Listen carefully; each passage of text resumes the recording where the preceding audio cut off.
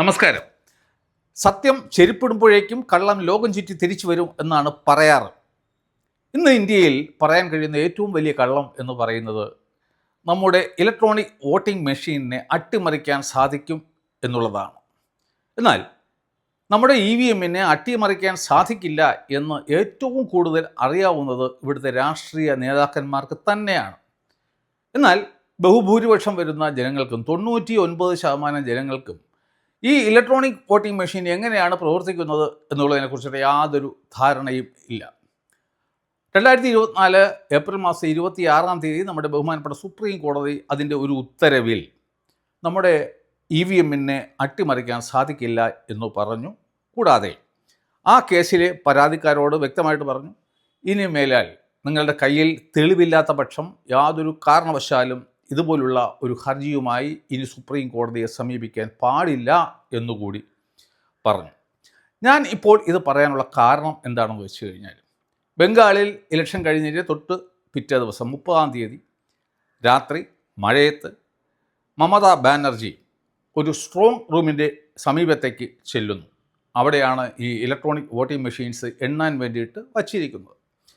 എന്നിട്ട് അവർ തൻ്റെ മൊബൈലിൽ ഒരു വീഡിയോ, അവ്യക്തമായ ഒരു വീഡിയോ കാണിക്കുന്നു.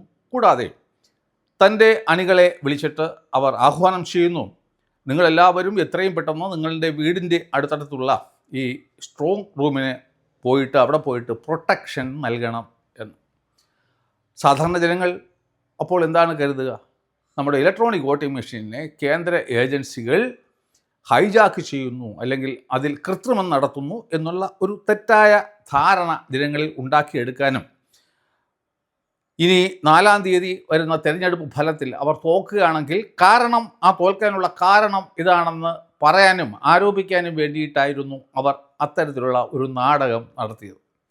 പക്ഷേ EVMനെ കുറിച്ചിട്ട് വളരെ ആധികാരികമായിട്ട് പഠിച്ചിട്ടുള്ള ഒരു വ്യക്തി എന്നുള്ള നിലയിൽ എൻ്റെ മുന്നിൽ അത് വിലപ്പോവില്ല. അതുകൊണ്ട് കാര്യകാരണ സഹിതം എന്തുകൊണ്ടാണ് ഇപ്പോൾ ഈ കേരളത്തിൽ ഉൾപ്പെടെയുള്ള നമ്മുടെ സ്ട്രോങ് റൂമിൽ വിശ്രമിക്കുന്ന, നാളത്തേക്ക് വേണ്ടി വിശ്രമിക്കുന്ന ഈ EVMനെ ആർക്കും തന്നെ അതിൽ കൃത്രിമം നടത്താൻ സാധിക്കില്ല. ഞാൻ ഒരു കാര്യം ആവർത്തിച്ച് പറയുന്നു, കള്ള വോട്ട് വേണമെങ്കിൽ ചെയ്യാം. എൻ്റെ വോട്ട് വേണമെന്നുണ്ടെങ്കിൽ പോളിംഗ് ബൂത്തിലിരിക്കുന്ന പോളിംഗ് ഏജൻസിനൊന്നും അതിനുള്ള കാര്യക്ഷമമായിട്ട് അതിൽ ഇടപെടാൻ കഴിയുന്നില്ല എന്നുണ്ടെങ്കിൽ മറ്റാർക്കെങ്കിലും വേണമെങ്കിൽ പോയിട്ട് എൻ്റെ സ്ഥാനത്ത് വോട്ട് ചെയ്യാം. അതിൽ പ്രസ് ചെയ്യണമെന്നേ ഉള്ളൂ. അല്ലാതെ ഈ വോട്ടിംഗ് മെഷീനിനെ യാതൊരു കാരണവശാലും കൃത്രിമം നടത്താനോ അതിനെ അട്ടിമറിക്കാനോ ആർക്കും തന്നെ സാധിക്കില്ല. അതുകൊണ്ട് എന്തുകൊണ്ടാണ് ഈ മമതാ ബാനർജിയുടെ ഈ നാടകം പൊളിയുന്നത് എന്ന് പറയാനാണ് ഞാൻ ഈ വീഡിയോ ചെയ്യുന്നത്. മിക്കവാറും നാളെ ഈ സമയത്തോടു കൂടി മമതാ ബാനർജിയുടെ കാര്യത്തിൽ ഒരു തീരുമാനമാകും എന്നും ഞാൻ കരുതുന്നു. മമതാ ബാനർജിയുടെ നാടകത്തിന് തൊട്ട് പിന്നാലെ തന്നെ നമ്മുടെ മീഡിയ ഓൺ ചാനലിലെ ദാവൂദ് കരഞ്ഞുകൊണ്ട് രംഗത്ത് വന്നു. നോക്കൂ അവിടെ എന്തെല്ലാമാണ് സംഭവിക്കുന്നത്, ജനാധിപത്യത്തെ സംരക്ഷിക്കുന്നതിന് വേണ്ടിയിട്ട് നമ്മുടെ ദീദി എന്തൊക്കെ കഷ്ടപ്പാടാണ് അനുഭവിക്കുന്നത് എന്നൊക്കെ പറഞ്ഞിട്ട് അദ്ദേഹവും രംഗത്ത് വന്നു. അതുകൊണ്ട് ഈ വീഡിയോ ഞാൻ അദ്ദേഹത്തിന് വേണ്ടി സമർപ്പിക്കുകയാണ്. വളരെ പ്രധാനപ്പെട്ട ഒരു വിഷയമായതിനാൽ നമ്മുടെ നമ്പർ 1 കേരളത്തിലെ പ്രബുദ്ധരായ മലയാളികളെ അതിനെപ്പറ്റി ബോധവൽക്കരിക്കാം എന്ന് ഒരു തെറ്റിദ്ധാരണയുടെ അടിസ്ഥാനത്തിൽ 2024 സുപ്രീം കോടതി ഉത്തരവിൻ്റെ അടിസ്ഥാനത്തിൽ ഞാൻ 2 വീഡിയോകൾ ചെയ്തു. പക്ഷേ അത് കണ്ടത് വെറും 4500 പേരും രണ്ടാമത്തെ വീഡിയോ കണ്ടത് 9500 പേരും ആയിരുന്നു. അതുകൊണ്ട് തന്നെ ഞാൻ ആ വിഷയവുമായി ബന്ധപ്പെട്ട ഒരു വീഡിയോ ചെയ്യുന്നത് ഫലമില്ലാത്ത ഒരു എക്സർസൈസാണെന്ന് എനിക്കറിയാം. എങ്കിലും എൻ്റെ ഒരു സംതൃപ്തിക്ക് വേണ്ടിയിട്ട് അതിൽ ഒരു വീഡിയോ കൂടി ചെയ്യണം എന്നെനിക്ക് ആഗ്രഹമുണ്ടായിരുന്നു. കാരണം എങ്കിൽ മാത്രമേ അത് കംപ്ലീറ്റ് ആകുമായിരുന്നുള്ളൂ. അപ്പോഴാണ് ഈ മമതാ ബാനർജി പുതിയ നാടകവുമായിട്ട് രംഗത്ത് വന്നത്. അതുകൊണ്ട് ഞാൻ ആ ഒരു എപ്പിസോഡാണ് ഇവിടെ ചെയ്യുന്നത്. പക്ഷേ അതിൽ ഞാൻ ഒരു ഭാഗം മാറ്റിവെക്കുന്നു. അതായത് ഈ VVPATൽ ഓരോ സ്ഥാനാർത്ഥിക്കും ചിഹ്നം അനുവദിച്ചതിന് ശേഷം, സീരിയൽ നമ്പരും അനുവദിച്ചതിന് ശേഷം ഈ സിമ്പൽ ലോഡിംഗ് പ്രോസസ്സുണ്ട്. ആ പ്രോസസ്സ് ഞാൻ തൽക്കാലം പറയുന്നില്ല. അത് ഒഴിച്ചുള്ള ബാക്കി കാര്യങ്ങളാണ് എന്തുകൊണ്ടാണ് ഒരു ഇലക്ട്രോണിക് വോട്ടിംഗ് മെഷീനിനെ അട്ടിമറിക്കാൻ സാധിക്കാത്തത് എന്നാണ് ഞാനിവിടെ പറയാൻ പോകുന്നത്. ഒരു പൊതു തെരഞ്ഞെടുപ്പ് വരുന്നതിനും ഏകദേശം 6 മാസം മുമ്പ് തന്നെ ഈ വെയർ ഹൗസിൽ വച്ചിരിക്കുന്ന electronic voting machine, ballot unit, VVPAT ഇതൊക്കെ തന്നെ ഈ ഇലക്ഷൻ കമ്മീഷൻ പുറത്തെടുക്കും. അതിനുശേഷം പല രീതിക്കുള്ള ടെസ്റ്റുകൾ നടത്തും. അതായത് ഫസ്റ്റ് ലെവൽ ചെക്ക്, പിന്നെ ഹയർ മോക്ക് പോൾ, അങ്ങനെ പല പല പല പല ടെസ്റ്റുകളും നടത്തിയതിന് ശേഷമാണ് ഈ ഇലക്ട്രോണിക് വോട്ടിംഗ് മെഷീൻ അവസാനം നമ്മുടെ പോളിംഗ് ബൂത്തിൽ എത്തുന്നത്. ഇവിടെ നാം ശ്രദ്ധിക്കേണ്ട ഏറ്റവും പരമപ്രധാനമായിട്ടുള്ള കാര്യം എന്ന് പറയുന്നത്, ഈ പുറത്തെടുക്കുന്നത് മുതൽ ആദ്യത്തെ ടെസ്റ്റ് തുടങ്ങുന്നത് മുതൽ തന്നെ ഇവിടുത്തെ പ്രധാനപ്പെട്ട എല്ലാ രാഷ്ട്രീയ പാർട്ടിക്കാരുടെയും പ്രതിനിധികളുടെ സാന്നിധ്യത്തിലാണ്. അതിൽ എന്തെങ്കിലും ചെയ്യുന്നുണ്ട് എങ്കിൽ അത് ചെയ്യുന്നത് അവരുടെ സാന്നിധ്യത്തിൽ മാത്രം ആയിരിക്കും. എന്തായാലും ഇലക്ഷൻ്റെ തലേ ദിവസം വരെ എന്തൊക്കെ നടന്നു എന്നുള്ള കാര്യം നമുക്ക് തൽക്കാലം മാറ്റിവെക്കാം. നമുക്ക് ഇലക്ഷൻ ദിവസത്തിലേക്ക് വരാം. ഇലക്ഷൻ്റെ അന്ന് രാവിലെ ഇലക്ഷൻ തുടങ്ങുന്നതിന് ഏകദേശം 1.5 മണിക്കൂർ മുമ്പായിട്ട് ഈ പോളിംഗ് ഓഫീസർ ഒരു മോക്ക് ഡ്രില്ല് നടത്തും. അപ്പോഴും ഈ ഓരോ പാർട്ടിക്കാരുടെയും ഓരോ കാൻഡിഡേറ്റിൻ്റെയും പ്രതിനിധികൾ അവിടെ ഉണ്ടായിരിക്കും. അവരുടെ മുന്നിൽ വെച്ചിട്ടാണ് ഈ മോക്ക് പോൾ നടത്തുന്നത്. 50 വോട്ടുകളാണ് ഓരോ ആളിനും എതിരെ അവിടെ വോട്ട് ചെയ്യുന്നത്. അതിനുശേഷം ആ വോട്ടുകൾ ടാലി ചെയ്തിട്ട് നോക്കും. ഓരോ സ്ഥാനാർത്ഥിക്കും പോൾ ചെയ്ത വോട്ടും അയാൾക്ക് കിട്ടിയതായി രേഖപ്പെടുത്തുന്ന വോട്ടും ശരിയാണോ. അതിനുശേഷം നേരെ VVPATൽ പോയിട്ട് അവിടുത്തെ സ്ലിപ്പ് എടുത്തിട്ട് കൗണ്ട് നടത്തും. ഈ ഇലക്ട്രോണിക് വോട്ടിംഗ് മെഷീനിലെ വോട്ടും ഈ VVPATൻ്റെ അതിലെ എണ്ണവും കൃത്യമാണോ എന്ന് പരിശോധിച്ച് എല്ലാ ഈ പോളിംഗ് ഏജൻറ്റ്സും തൃപ്തരാണെങ്കിൽ മാത്രമാണ് അടുത്ത സ്റ്റെപ്പിലേക്ക് പോവുക. തുടർന്നാണ് ഇലക്ട്രോണിക് വോട്ടിംഗ് മെഷീൻ സീൽ ചെയ്യുന്നത്. അതിന് വേണ്ടിയിട്ട് പല നിറത്തിലുള്ള പേപ്പർ സീലുകളുണ്ട്. അതിന് പ്രത്യേകം നമ്പറുകളും ഉണ്ട്. മറ്റ് സെക്യൂരിറ്റി ഫീച്ചേഴ്സും ഉണ്ട്. അതായത് ഒരിക്കൽ ഉപയോഗിച്ച് കഴിഞ്ഞാൽ അതിൻ്റെ സ്ഥാനത്ത് മറ്റൊരു പേപ്പർ സീൽ ഒരിക്കലും തന്നെ റീപ്ലേസ് ചെയ്യാൻ സാധ്യമല്ല. അങ്ങനെ ഈ പോളിംഗ് ഏജൻസിൻ്റെ സാന്നിധ്യത്തിൽ EVMനെ സീൽ ചെയ്യുന്നു. എന്നിട്ട് ആ പേപ്പർ സീലിൽ എല്ലാ ഏജൻസിനെയും കൊണ്ട് ഒപ്പ് വാങ്ങിക്കുന്നു. അതിനെ തുടർന്നാണ് പിന്നെ വോട്ടിങ്ങിലേക്ക് നാം പോകുന്നത്. ഇനി നമുക്ക് വോട്ടിങ്ങിലേക്ക് കടക്കാം. സപ്പോസ് നിങ്ങളവിടെ പ്രവേശിക്കുകയാണ്. ആദ്യം ഇതിൽ മഷി പുരട്ടുന്നു, നിങ്ങളുടെ പേരെഴുതുന്നു, നിങ്ങളുടെ ഐഡൻറ്റി കാർഡിൻ്റെ നമ്പറൊക്കെ അവിടെ എഴുതുന്നു. അതിനുശേഷം നിങ്ങൾ ഒപ്പിടുന്നു. സപ്പോസ് നിങ്ങൾ ഇതൊക്കെ ചെയ്തതിന് ശേഷം പറയുകയാണ് ഞാൻ വോട്ട് ചെയ്യുന്നില്ല എന്ന് പറഞ്ഞാൽ ഈ പോളിംഗ് ഓഫീസർ എന്ത് ചെയ്യും? ഉടനെ അദ്ദേഹം ഈ 17A ഒരു റിമാർക്സ് കോളമുണ്ട്. അവിടെ ഇതിനെക്കുറിച്ചുള്ള തൻ്റെ അഭിപ്രായം രേഖപ്പെടുത്തും. നിങ്ങളുടെ ഒപ്പും അവിടെ വാങ്ങിക്കും. ഇനി അടുത്തൊരു സിനാറിയോ, നിങ്ങൾ പിന്നെ ഇതൊക്കെ ചെയ്തതിന് ശേഷം വോട്ട് ചെയ്യാൻ തയ്യാറാണ്. പക്ഷേ അവിടെ ഒരു ചലഞ്ച് വരികയാണ്. അങ്ങനെയാണ് എങ്കിൽ ഒരു തർക്കം വന്നു കഴിഞ്ഞാൽ ഈ പോളിംഗ് ഓഫീസർ നിങ്ങളെ വോട്ട് ചെയ്യാൻ അനുവദിക്കില്ല. അക്കാര്യവും ഈ 17A രേഖപ്പെടുത്തും. അതിനുശേഷമാണ് അങ്ങനെയാണ് ഈ വോട്ടിംഗ് നടക്കുന്നത്. വൈകുന്നേരം വോട്ടിംഗ് ഒക്കെ കഴിഞ്ഞതിന് ശേഷം എന്താണ് സംഭവിക്കുന്നത് എന്ന് നിങ്ങൾ ശ്രദ്ധിച്ച് കേൾക്കണം. ആദ്യമായിട്ട് ഈ പോളിംഗ് ഓഫീസർ ചെയ്യുന്നത് ഈ ഇലക്ട്രോണിക് വോട്ടിംഗ് മെഷീനിലെ ക്ലോസ് ബട്ടണാണ് പ്രസ് ചെയ്യുന്നത്. ആ ബട്ടൺ പ്രസ് ചെയ്ത് കഴിഞ്ഞാൽ പിന്നെ സാക്ഷാൽ ദേവേന്ദ്രൻ വന്നാൽ പോലും ഈ ഇലക്ട്രോണിക് വോട്ടിംഗ് മെഷീനിൽ പിന്നെ ഒരു വോട്ട് ചെയ്യാൻ സാധ്യമല്ല. പിന്നെ അതിൽ ചെയ്യാൻ സാധിക്കുന്നത് നമുക്ക് റിസൾട്ട് ബട്ടൺ പ്രസ് ചെയ്താൽ റിസൾട്ട് അറിയാൻ സാധിക്കും. അല്ല എന്നുണ്ടെങ്കിൽ എല്ലാം കഴിഞ്ഞതിന് ശേഷം എല്ലാ ഡേറ്റയും ക്ലിയർ ചെയ്യാനുള്ള ബട്ടണും ഉണ്ട്. അല്ലാതെ ഒരിക്കൽ ക്ലോസ് ബട്ടൺ പ്രസ് ചെയ്ത് കഴിഞ്ഞാൽ നരേന്ദ്രമോദി വിചാരിച്ചാലും അതിൽ പിന്നെ ഒരു വോട്ട് ചെയ്യുക അസാധ്യമാണ് എന്നുള്ള കാര്യം നിങ്ങൾ മനസ്സിലാക്കണം. കഴിഞ്ഞ വീഡിയോയിൽ ഞാൻ പറഞ്ഞതുപോലെ ബലാത്കാരമായിട്ട് ഇതിനകത്ത് ഇടിച്ചു കയറാൻ ശ്രമിച്ചു കഴിഞ്ഞാൽ ആ നിമിഷം തന്നെ അതിലൊരു മെക്കാനിസം ഉണ്ട്. ഈ ഇലക്ട്രോണിക് വോട്ടിംഗ് മെഷീൻ ചത്തുപോകും. പിന്നെ ഫാക്ടറിയിൽ കൊണ്ടുപോയാൽ മാത്രമേ അതിന് ജീവൻ നൽകാൻ സാധിക്കൂ എന്നുള്ള കാര്യവും നിങ്ങൾ മനസ്സിലാക്കണം. അപ്പോൾ ക്ലോസ് ബട്ടൺ പ്രസ് ചെയ്തതിന് ശേഷം പിന്നെ ഇതൊക്കെ തന്നെ ഇതിന് ഫോർമാലിറ്റീസ് ഉണ്ട്. അതിൻ്റെ അടിസ്ഥാനത്തിൽ ഇത് പാക്ക് ചെയ്യുന്നു. അവിടെയും ഈ സീലുകൾ ഉപയോഗിക്കും. ഈ സീലുകളിൽ എല്ലാം തന്നെ ഈ പോളിംഗ് ഏജൻസും ഒപ്പിടണം.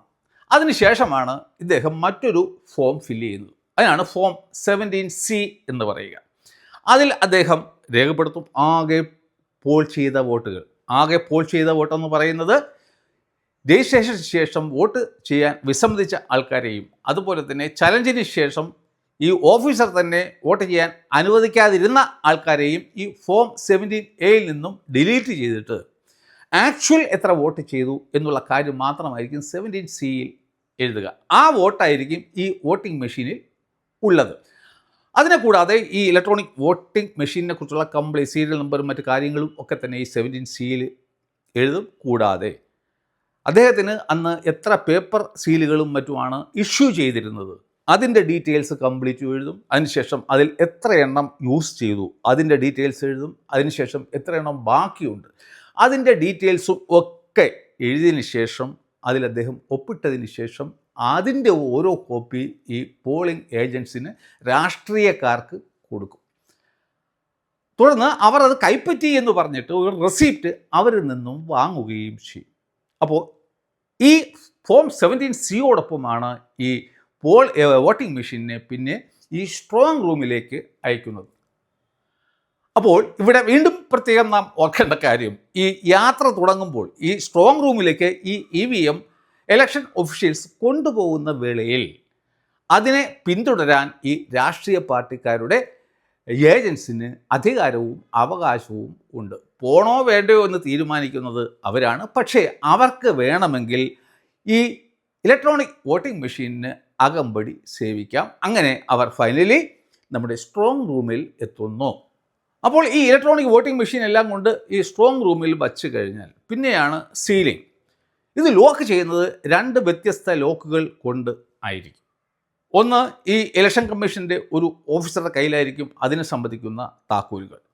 മറ്റേ ലോക്കിൻ്റെ താക്കോല് മിക്കവാറും ട്രഷറിയിലോ അല്ലെങ്കിൽ പോലീസ് അധികാരികളുടെ കൈകളിലോ ആയിരിക്കും ഏൽപ്പിക്കുക. അതായത് ഈ 2 വ്യക്തികളും ഒരേ സമയം ഈ സ്ഥലത്ത് വന്നു കഴിഞ്ഞാൽ മാത്രമേ അവർക്കത് തുറക്കാൻ സാധിക്കൂ. കൂടാതെ അതിൽ ലോക്ക് സീൽ ചെയ്യുമ്പോൾ അതിൽ ഒപ്പിടാനും ഈ രാഷ്ട്രീയ പാർട്ടിക്കാരുടെ ആൾക്കാർക്ക് സാധിക്കുന്നതാണ്. കൂടാതെ ഈ രാഷ്ട്രീയ പാർട്ടിയുടെ ഏജൻസിന് വേണം എന്നുണ്ടെങ്കിൽ അവർക്കും അവരുടേതായ സീലുകൾ അവിടെ പതിപ്പിക്കാൻ സാധിക്കും. അതൊക്കെയാണ് ഇതിൻ്റെ ട്രാൻസ്പാരൻസിക്ക് വേണ്ടിയിട്ടാണ് ഇതൊക്കെ തന്നെ ചെയ്യുന്നത്. അപ്പോൾ അതിന് ശേഷം അടുത്തത് എന്താണെന്ന് വെച്ച് കഴിഞ്ഞാൽ, ഈ രാഷ്ട്രീയ പാർട്ടിയുടെ ഏജൻസിന് വേണമെങ്കിൽ അവിടെ ഗാർഡ് ഡ്യൂട്ടി ചെയ്യാനുള്ള എല്ലാ അധികാരങ്ങളും ഉണ്ട്. അതുപോലെ തന്നെ ഇത് എപ്പോഴും CCTVയുടെ നിരീക്ഷണത്തിലും ആയിരിക്കും. അത് വേണമെന്നുണ്ടെങ്കിലും ഈ രാഷ്ട്രീയക്കാർക്ക് കുത്തിയിരുന്ന് കാണാൻ സാധിക്കും. ഇതിനൊക്കെ ഉപരിയായിട്ട് മിനിമം ഒരു പ്ലാറ്റൂൺ ആംഡ് ഫോഴ്സസിൻ്റെ സാന്നിധ്യം ഓരോ സ്ട്രോങ് റൂമിലും ഉണ്ടായിരിക്കും. മറ്റൊരു പ്രസക്തമായ കാര്യം, നമ്മുടെ പോസ്റ്റൽ ബാലറ്റും അതുപോലെ തന്നെ ഈ പ്രായമായ ആൾക്കാരെ ഇപ്പോൾ വീട്ടിൽ പോയി അവരുടെ വോട്ടും എടുക്കാറുണ്ടല്ലോ. അപ്പോൾ അത്തരത്തിലുള്ള വോട്ടുകളൊക്കെ തന്നെ ഈ സ്ട്രോങ് റൂമിൽ ആയിരിക്കില്ല സൂക്ഷിക്കുന്നത്. അത് മിക്കവാറും വന്നിട്ട് ട്രഷറിയിലായിരിക്കും സൂക്ഷിക്കുക. അപ്പോൾ ഇത് രണ്ടും കൂടി ഒരിക്കലും തന്നെ മിങ്കിൾ ആകത്തില്ല. അപ്പോൾ കൗണ്ടിങ്ങിൻ്റെ അന്ന് ആദ്യം ചെയ്യുന്നത് ഈ പോസ്റ്റൽ വോട്ടുകൾ എണ്ണുക എന്നുള്ളതായിരിക്കും. അപ്പോൾ ഈ പോസ്റ്റൽ വോട്ടുകളും സീൽഡാണ്. അപ്പോൾ ഒരു പോസ്റ്റൽ ബാലറ്റ് എടുക്കുമ്പോൾ അതിൻ്റെ സീലിൽ എന്തെങ്കിലും കേടുപാടുകൾ വന്നിട്ടുണ്ട് എന്നുണ്ടെങ്കിൽ അത് മിക്കവാറും അസാധു ആവുകയാണ് ചെയ്യുക. അപ്പോൾ അതും എല്ലാ പാർട്ടിക്കാരുടെയും സാന്നിധ്യത്തിലാണ് ഇത് പരിശോധിക്കുന്നത്. അതുകൊണ്ട് തന്നെ അവിടെയും ഒരു കൃത്രിമം നടത്താൻ സാധിക്കില്ല. ഇനി നമുക്ക് ഈ സ്ട്രോങ് റൂമിലേക്ക് വരാം. സപ്പോസ് ഒരു EVM പുറത്തെടുക്കുമ്പോൾ അതിന് പല ലെയറിലുള്ള സീലിങ്ങുകളുണ്ട്. പുറത്തുള്ള ഒരു സീലിംഗ് അതിൽ കേടുപാട് വന്നിരിക്കുന്നു. ഈ ട്രാൻസ്പോർട്ടേഷൻ്റെ സമയത്തോ മറ്റോ വന്നു എന്ന് തന്നെ വിചാരിക്കുക. അപ്പോൾ അതുകൊണ്ട് മാത്രം ഏറ്റവും പുറത്തെ സീല് മാത്രം പൊട്ടിയത് കൊണ്ട് ഒരു പ്രശ്നമല്ല. തുടർന്ന് അകത്തെ സീലും പൊട്ടിയെന്ന് കരുതുക, അത് വലിയൊരു ഇഷ്യൂ ആവും. അത് തീർച്ചയായിട്ടും വലിയ അതോറിറ്റിയുമായിട്ട് അത് ടേക്കപ്പ് ചെയ്യും. അതിനെക്കുറിച്ച് അന്വേഷണം നടക്കും. വേണ്ടി വന്നാൽ ഭാവിയിൽ സപ്പോസ് ആ ഒരു ഇലക്ട്രോണിക് വോട്ടിംഗ് മെഷീനുമായി ബന്ധപ്പെട്ട അതിൽ ടോട്ടലി വോട്ട് ചെയ്ത വോട്ടുകളുടെ എണ്ണത്തിൻ്റെ അടിസ്ഥാനത്തിലാണ് ഈ ഒരു കക്ഷി ജയിച്ചതോ തോറ്റതോ ഒക്കെ ആണെന്നുണ്ടെങ്കിൽ വീണ്ടും അവിടെ റീപോളിംഗ് വരെ നടത്താനുള്ള ചാൻസ് ഉണ്ട്. പിന്നെ മറ്റൊരു കാര്യം കൂടിയുണ്ട്, നമ്മുടെ VVPAT ഇവിടെ ഇരിക്കുകയാണ്. അപ്പോൾ ടോട്ടൽ പോൾ ചെയ്ത വോട്ടും ഈ VVPATലെ വോട്ടും തുല്യമാണെന്നുണ്ടെങ്കിൽ ആ VVPAT എണ്ണിയിട്ട് വേണമെങ്കിലും അതിലെ റിസൾട്ട് നമുക്ക് എടുക്കാൻ സാധിക്കും. അതുകൊണ്ട് അവിടെയും, അതായത് ഇങ്ങനെ ഒരു കേസ് ഇതുവരെ ചരിത്രത്തിൽ റിപ്പോർട്ട് ചെയ്തിട്ടില്ല എന്നുകൂടി നാം മനസ്സിലാക്കണം.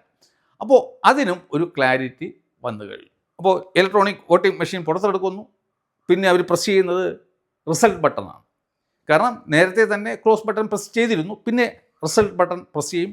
ഓരോ സീരിയൽ നമ്പറിലും എത്ര വോട്ടുകളാണ് കൊടുത്തിരിക്കുന്നതെന്ന് ഈ ഇലക്ട്രോണിക് വോട്ടിംഗ് മെഷീൻ പറയും. അതിൻ്റെ അടിസ്ഥാനത്തിൽ അതാത് വോട്ടുകൾ ഓരോ സീരിയൽ നമ്പറുകാർക്കും കൊടുക്കും. അല്ലാതെ ഇലക്ട്രോണിക് വോട്ടിംഗ് മെഷീനെ കൈപ്പത്തിയാണെന്നോ അരുവാളാണെന്നോ ഈ താമരയാണെന്നോ ഒന്നും തന്നെ അറിയില്ല. സീരിയൽ നമ്പർ പ്രകാരമുള്ള ഡീറ്റെയിൽസ് ആയിരിക്കും കൊടുക്കുക. അത് നോട്ട് ചെയ്ത് ഓരോ സ്ഥാനാർത്ഥിക്കും അലോട്ട് ചെയ്യും. അവസാനം വിജയിയെ പ്രഖ്യാപിക്കും. മറ്റൊരു കാര്യം എന്ന് പറയുന്നത്, അഥവാ ഇപ്പോൾ വന്നിട്ട് എന്താണ് സംഭവിക്കുന്നത്, ഈ ഒരു അസംബ്ലി മണ്ഡലത്തിലെ ഏതെങ്കിലും 5 ഇലക്ട്രോണിക് വോട്ടിംഗ് മെഷീനുകൾ മാത്രമാണ്, അതിലുള്ള VVPAT മാത്രമാണ് എണ്ണിയിട്ട് ഈ കൺട്രോൾ യൂണിറ്റിലെ വോട്ടുമായിട്ട് താരതമ്യപ്പെടുത്തി ശരിയാണോ തെറ്റാണോ എന്ന് റാൻഡമായിട്ട് തീരുമാനിക്കും. റിസൾട്ട് ഡിക്ലെയർ ചെയ്തതിന് ശേഷം ഏതെങ്കിലും സ്ഥാനാർത്ഥിക്കോ അയാളുടെ നോമിനേഷനോ മറ്റോ എന്തെങ്കിലും പരാതി ഉള്ള പക്ഷം അവർക്ക് വേണമെങ്കിൽ ഏതെങ്കിലും ഒരു EVMൻ്റെ VVPAT കൂടി എണ്ണണം എന്നുള്ള അപേക്ഷ നൽകാം. അത് ബന്ധപ്പെട്ട അധികാരിക്ക് അത് സ്വീകരിക്കാനും അത് അനുവദിക്കാനും അല്ലെങ്കിൽ പാർഷ്യലി അനുവദിക്കാനും ഉള്ള അധികാരം ഉണ്ടായിരിക്കും. അതുപോലെ തന്നെ റിജക്റ്റ് ചെയ്യാനുള്ള അധികാരവും ഉണ്ടായിരിക്കും. അല്ലെങ്കിൽ എന്ത് സംഭവിക്കും, എല്ലാവരും ആപ്ലിക്കേഷൻ കൊടുക്കാൻ തുടങ്ങും. അങ്ങനെ വരുമ്പോൾ സമയത്ത് റിസൾട്ട് പ്രഖ്യാപിക്കാൻ കഴിയാത്ത ഒരു അവസ്ഥ ഉണ്ടാകും. അതുകൊണ്ട് ഈ 3 പാർഷ്യലി അനുവദിക്കാം, അല്ലെങ്കിൽ ഹോളി അനുവദിക്കാം, അല്ലെങ്കിൽ ടോട്ടലി റിജക്റ്റ് ചെയ്യാം. അതിനുള്ള കാരണം കൂടി അദ്ദേഹം ആ ഉത്തരവിൽ പറയേണ്ടി വരും. അതിലും സംതൃപ്തി ഇല്ലാത്ത പക്ഷം ഈ കാൻഡിഡേറ്റിന് വേണമെന്നുണ്ടെങ്കിൽ ഒരു ഇലക്ഷൻ പെറ്റീഷൻ ഹൈക്കോടതിയിൽ നൽകാനും സാധിക്കും. അടുത്തതായിട്ട്, ഒരു ഇലക്ഷൻ്റെ റിസൾട്ട് പ്രഖ്യാപിച്ചതിന് ശേഷം ഏതെങ്കിലും സ്ഥാനാർത്ഥിക്കോ അയാളുടെ നോമിനിക്കോ മറ്റോ എന്തെങ്കിലും പരാതി ഉള്ള പക്ഷം 45 ദിവസത്തിനകത്ത് അവർക്ക് ഹൈക്കോടതിയെ സമീപിച്ചിട്ട് അവിടെ ഒരു ഇലക്ഷൻ പെറ്റീഷൻ നൽകാൻ സാധിക്കും. അപ്പോൾ 45 ദിവസമാണ് അതിനുള്ള സമയപരിധി. അത്രയും പീരീഡ് വരെ ഈ ഇലക്ട്രോണിക് വോട്ടിംഗ് മെഷീനിലെ ഡേറ്റകൾ അതുപോലെ തന്നെ ഈ സ്ട്രോങ് റൂമിൽ സൂക്ഷിക്കും. അതിനുശേഷം 45 ദിവസം കഴിയുമ്പോൾ ഈ ECI, ഇലക്ഷൻ കമ്മീഷൻ ഓഫ് ഇന്ത്യയുടെ അധികാരികൾ ഹൈക്കോടതിയുമായിട്ട് ബന്ധപ്പെടും. ഏതെങ്കിലും ഇലക്ഷൻ കേസ് ഫയൽ ചെയ്യപ്പെട്ടിട്ടുണ്ടോ ഇല്ലയോ എന്നുള്ളത് ഉണ്ടെങ്കിൽ അതിൻ്റെ ഡീറ്റെയിൽസ് വാങ്ങിയതിന് ശേഷം അതിനെ സംബന്ധിക്കുന്ന ഇലക്ട്രോണിക് വോട്ടിംഗ് മെഷീനെല്ലാം ഇൻടാക്റ്റായിട്ട് കീപ്പ് ചെയ്യും. മറ്റുള്ള EVMലെ എല്ലാ ഡേറ്റയും ക്ലിയർ ചെയ്തതിന് ശേഷം അത് പ്രത്യേക സ്ഥലത്തേക്ക് വെയർ ഹൗസിലേക്ക് മാറ്റും. ഈ കേസിൽ എന്തെങ്കിലും അന്തിമമായിട്ട് ഒരു വിധി വരുന്നതുവരെ ഈ ഇലക്ട്രോണിക് വോട്ടിംഗ് മെഷീനൊക്കെ അതുപോലെ തന്നെ സംരക്ഷിക്കും. 2024 ഉത്തരവിൽ ബഹുമാനപ്പെട്ട സുപ്രീം കോടതി കോടതിയുടെ ഭാഗത്തു നിന്നും 2 പുതിയ നിർദ്ദേശങ്ങൾ കൂടി കൊണ്ടുവന്നിട്ടുണ്ട്. അതിൽ ഒന്നാമത്തേതെന്ന് പറയുന്നത്, ഈ ഓരോ VVPATലും ഈ സിമ്പൽ ലോഡിംഗ് ഉണ്ടെന്ന് ഞാൻ നേരത്തെ പറഞ്ഞു. അപ്പോൾ അത് വന്നിട്ട് CCTVയിൽ അത് റെക്കോർഡ് ചെയ്യുന്നത് ആണ്. അതിനുപയോഗിക്കുന്ന കമ്പ്യൂട്ടറും മറ്റും തന്നെ പ്രത്യേകം പാക്ക് ചെയ്തിട്ട് ഈ ഒരു ഇലക്ഷൻ പെറ്റീഷൻ വന്ന് അതിൽ വിധി വരുന്ന സമയം വരെ മറ്റ് EVM സൂക്ഷിക്കുന്നത് പോലെ തന്നെ സൂക്ഷിക്കണം എന്ന് നിർദ്ദേശം നൽകിയിട്ടുണ്ട്. അപ്പോൾ നമുക്ക് 2 വോട്ട് എണ്ണിയെടുക്കാനുള്ള 2 സാധ്യതകളാണുള്ളത്. ഒന്ന് VVPATും ഉണ്ട്, അതുപോലെ തന്നെ ഇലക്ട്രോണിക് വോട്ടിംഗ് മെഷീനും ഉണ്ട്. അതിനുശേഷം സുപ്രീം കോടതി പറഞ്ഞ അടുത്ത ഒരു നിർദ്ദേശമാണ് ഏറ്റവും പ്രധാനപ്പെട്ടത്. അതായത് സുപ്രീം കോടതി പറഞ്ഞു, ഇലക്ഷന് ശേഷം 7 ദിവസത്തിന് അകം ഒരു ഇലക്ഷനിൽ 2ാമതോ 3ാമതോ വന്ന ആൾക്കാർക്ക് പരാതി ഉണ്ടെങ്കിൽ അവർക്ക് ഏതെങ്കിലും ഒരു ഇലക്ട്രോണിക് വോട്ടിംഗ് മെഷീൻ്റെ മൈക്രോചിപ്പ്, അതിൻ്റെ മെമ്മറി പരിശോധിക്കണം എന്ന് ആവശ്യപ്പെടാൻ സാധിക്കും എന്നുള്ളതാണ്. അതായത് ഫാക്ടറിയിലെ സയൻറ്റിസ്റ്റ് വന്നിട്ട് ഒരു ഇലക്ട്രോണിക് വോട്ടിംഗ് മെഷീനിൻ്റെ അകത്തുള്ള ചിപ്പിൽ എന്തെങ്കിലും രീതിക്കുള്ള ഒരു കൈകടത്തൽ ആരെങ്കിലും നടത്തിയിട്ടുണ്ടെങ്കിൽ അതവർക്ക് കണ്ടെത്താം. പക്ഷേ അതിനൊരു ചിലവുണ്ട്. അത് ഇലക്ഷൻ കമ്മീഷൻ അതിനുള്ള ഫീസ് നിശ്ചയിക്കും. ആ ഫീസ് കൊടുക്കേണ്ടത് പരാതിക്കാരൻ ആണ്. ഈ പരാതിക്കാരൻ്റെ പരാതി ശരിയായ ഒന്നാണെന്നാണ് ഈ സയൻറ്റിസ്റ്റ് വന്നിട്ട് പറയുന്നത് എങ്കിൽ അയാൾക്ക് ഈ പൈസ തിരികെ നൽകും. അല്ലാത്ത പക്ഷം അയാൾക്ക് ആ പൈസ നഷ്ടപ്പെടും. എന്നിട്ടും ഇപ്പോൾ ആരും തന്നെ പരാതി കൊടുക്കുന്നില്ല. അപ്പോൾ ഈ പറയുന്നതൊക്കെ വ്യാജമായ സംഗതികളാണ്. എങ്ങനെയെങ്കിലും തൻ്റെ വ്യക്തിപരമായ നേട്ടങ്ങൾക്ക് വേണ്ടി ഈ പാവം ഇലക്ട്രോണിക് വോട്ടിംഗ് മെഷീനെ കുറ്റം പറയുക, ഏതെങ്കിലും മറ്റേ എതിർകക്ഷി ഇതിൽ കൃത്രിമം നടത്തി എന്ന് പറയുക, അങ്ങനെ പറയുന്നതിലൂടെ ഇവിടുത്തെ സാധാരണ ജനങ്ങളെ പറ്റിക്കുക. എന്തുകൊണ്ടാണ് കേരളത്തിൽ ഇങ്ങനെയൊരു ആരോപണം ഉണ്ടാകാത്തത്? കാരണം നമുക്കൊക്കെ അറിയാം ഇതൊന്നും നടക്കാൻ പോകാത്ത കാര്യങ്ങളാണ്. അതുപോലെയല്ല ഇന്ത്യയിലെ എല്ലാ സ്ഥലത്തെയും അവസ്ഥ. എല്ലാവരും വിദ്യാഭ്യാസവും വിവരവും ഉള്ളവർ ആണെന്ന് നിർബന്ധമില്ല. ആണെങ്കിൽ പോലും ഇതിനെക്കുറിച്ചിട്ട് അറിയണമെന്ന് പോലും അറിയില്ല. അതുകൊണ്ട് എൻ്റെ പ്രിയപ്പെട്ട സുഹൃത്തുക്കളെ, നിങ്ങൾ ഭാവിയിൽ ആരെങ്കിലും ഇലക്ട്രോണിക് വോട്ടിംഗ് മെഷീനിൽ കൃത്രിമം നടത്താൻ കഴിയും എന്ന് പറയുമ്പോൾ അത് വിശ്വസിച്ച് നിങ്ങൾ വിഡ്ഢികളായിട്ട് മാറരുത് എന്നുള്ള ഒരു അഭ്യർത്ഥന മാത്രമേ എനിക്കുള്ളൂ. അന്യരാജ്യക്കാർ നമ്മുടെ ഇലക്ട്രോണിക് വോട്ടിംഗ് മെഷീനിനെ കുറിച്ചിട്ട് പറയുന്നത് ഗോൾഡ് സ്റ്റാൻഡേർഡ് എന്നാണ്. നിങ്ങൾ ഒരിക്കലും ധരിക്കരുത് ഇവിടെ ഉപയോഗിക്കുന്ന ഇലക്ട്രോണിക് വോട്ടിംഗ് മെഷീൻ ആയിരുന്നു ഈ യൂറോപ്യൻ രാജ്യങ്ങളിൽ ഉപയോഗത്തിൽ ഉണ്ടായിരുന്നത് എന്നും അത് ഇപ്പോൾ അവിടുത്തെ കോടതികളും മറ്റും ഇടപെട്ടിട്ട് അത് നിരോധിച്ചു. കാരണം എന്താണ്, അത് ഇൻ്റർനെറ്റൊക്കെ ഘടിപ്പിച്ചിട്ടാണ് അത് പ്രവർത്തിച്ചിരുന്നത്. അതുകൊണ്ട് സ്വാഭാവികമായിട്ടും അതിനെ ഹൈജാക്ക് ചെയ്യാൻ സാധിക്കുമായിരുന്നു. നമ്മുടെ ഇലക്ട്രോണിക് വോട്ടിംഗ് മെഷീനിൽ ബ്ലൂടൂത്തോ ഇൻ്റർനെറ്റോ ഒന്നും കണക്ട് ചെയ്യാനുള്ള ഒരു ഫെസിലിറ്റിയും ഇല്ല. അതുകൊണ്ടാണ് ഈ കേസുകളൊക്കെ സുപ്രീം കോടതി മുമ്പാകെ വന്നപ്പോൾ ഇലക്ഷൻ കമ്മീഷൻ ചലഞ്ച് ചെയ്തു. ആർക്കെങ്കിലും ഈ ഇലക്ട്രോണിക് വോട്ടിംഗ് മെഷീനെ ഹൈജാക്ക് ചെയ്തോ അല്ലെങ്കിൽ അതിൽ കൃത്രിമം നടത്തിയോ അത് സാധൂകരിക്കാൻ അല്ലെങ്കിൽ തെളിയിക്കാൻ കഴിയുമോ എന്നുള്ള ഒരു ചലഞ്ച് വച്ചതിന് ശേഷം ഇതുവരെ ഇന്ത്യയിൽ ഇത് സംഭവ്യമാണ്, ഇതിൽ കൃത്രിമം നടത്താൻ സംഭവ്യമാണെന്ന് പറഞ്ഞ ഒരൊറ്റ മനുഷ്യൻ പോലും അങ്ങോട്ട് ചെന്നിട്ട് ഇതുവരെയും ആ ചലഞ്ച് ഏറ്റെടുത്തിട്ടില്ല. അതുകൊണ്ട് നിങ്ങൾ ദയവായിട്ട് ഈ വിഡ്ഢികളുടെ സ്വർഗത്തിൽ ജീവിക്കരുത് എന്നെനിക്കൊരു അഭ്യർത്ഥനയുണ്ട്. പിന്നെ ഫൈനൽ ഡിസിഷൻ എടുക്കേണ്ടത് നിങ്ങൾ തന്നെയാണ്. ഈ ഒരു വിഷയവുമായിട്ട് ആരുമായിട്ട് വേണമെങ്കിലും ഒരു സംവാദത്തിന് ഞാൻ തയ്യാറും ആണ്. അപ്പോൾ നാളെ ഈ സമയത്തൊക്കെ നമ്മൾ ആകാംക്ഷയുടെ മുൾമുനയിൽ ആയിരിക്കും. അതിനുശേഷം പല ആരോപണങ്ങളും വരും. Electronic voting machine അട്ടിമറിച്ചു.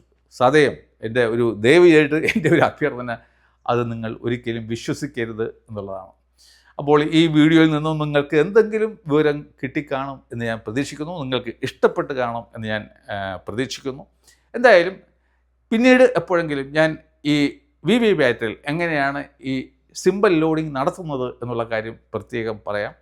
അപ്പോൾ ഒരുപാട് പ്രീക്കോഷൻസാണ് നമ്മുടെ ഇലക്ഷൻ കമ്മീഷൻ സുതാര്യമായിട്ടുള്ള ഇലക്ഷൻ നടക്കണം എന്നുള്ള ഉദ്ദേശ്യത്തിൽ കൊണ്ടുവന്നിരിക്കുന്നത്. പക്ഷേ നമുക്കൊന്നും അതിനെക്കുറിച്ചിട്ട് അറിവില്ലായ്മയാണ് നമ്മളെ ഭരിക്കുന്നത്. അതുകൊണ്ടാണ് ഈ ഇലക്ട്രോണിക് വോട്ടിംഗ് മെഷീനിൽ കൃത്രിമം നടത്താൻ സാധിക്കും എന്ന് ബഹുഭൂരിപക്ഷം ആൾക്കാർ വിശ്വസിക്കുന്നത്. അപ്പോൾ ഇതുപോലുള്ള മറ്റൊരു വീഡിയോയുമായിട്ട് വീണ്ടും കാണുന്നതുവരെ നന്ദി, നമസ്കാരം.